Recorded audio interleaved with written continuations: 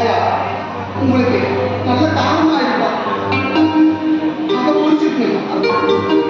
ஏங்க உங்களுடைய மனசு அவ 1008 கனவுகளோட வாழ்ந்துட்டு இருப்பா. என்ன கல்யாணம் பண்ணிட்டு என்ன சுகத்தை ஒரு வாய் பேச முடியாத பையன், யாரும் பையன் கண்ணுக்கு ஒரு கண்ணு தெரியாது துறடனா. அவளுடைய ஆசையை புலிகோண்டி பொறுத்துறாரு, அவளோட பரதநாட்டிய கனவி புலிகோண்டி பொறுத்துறாரு. அவ பரதநாட்டியம் கற்றுக்கிட்டு நீங்க பல பேருக்கு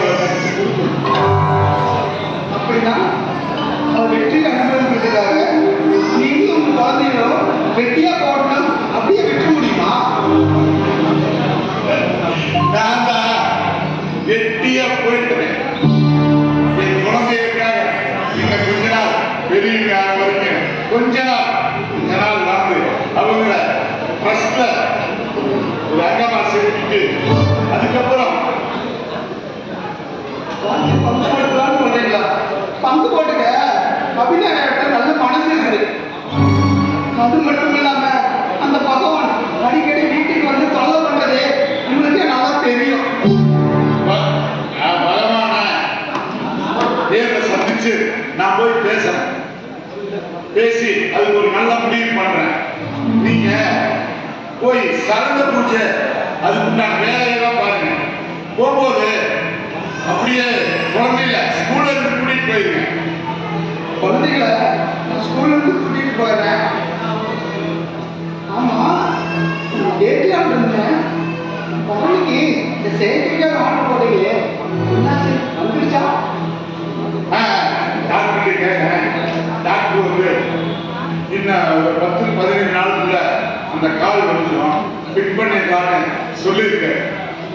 அப்புறம் நாளைக்கு காலையில என்னால வர முடியாது. ஏன்னா நாளைக்கு அந்த ஃபர்ஸ்டோட ரெஜிஸ்டர் நடக்க போகுது. அதனால நான் போய் அப்துல் கலாம் பேர்ல ட்ரஸ்ட ரெஜிஸ்டர் பண்ணிட்டு என் சொந்த இதெல்லாம் அதுல ரெஜிஸ்டர் ஆஃபீஸ்ல ரெஜிஸ்டர் பண்ணிட்டு அதுக்கப்புறம் சாயந்தரமா நான் வந்து கிளம்பிடுவேன். எங்க வீட்டுக்கிட்ட இருக்கிற ஆம்பளை தானே நீங்க மட்டும்தான்.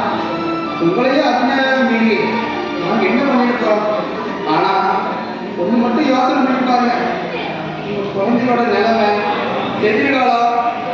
அது மட்டுமல்ல, நாளைக்கு சலபம் முடிஞ்சதும் உங்களுடைய அந்த வார்த்தைகளா எனக்கு அபிநயாவுக்கு குழந்தைங்களுக்கு உங்களுக்கும் சந்தோஷமான வார்த்தையா இருக்கும்.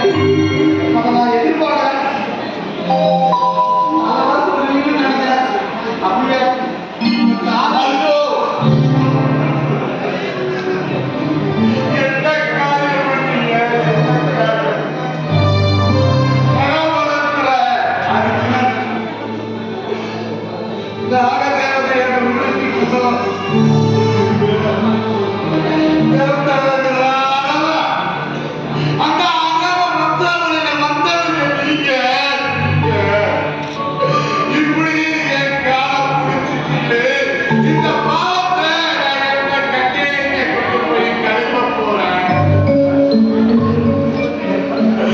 எந்த பாவமும் செய்யாத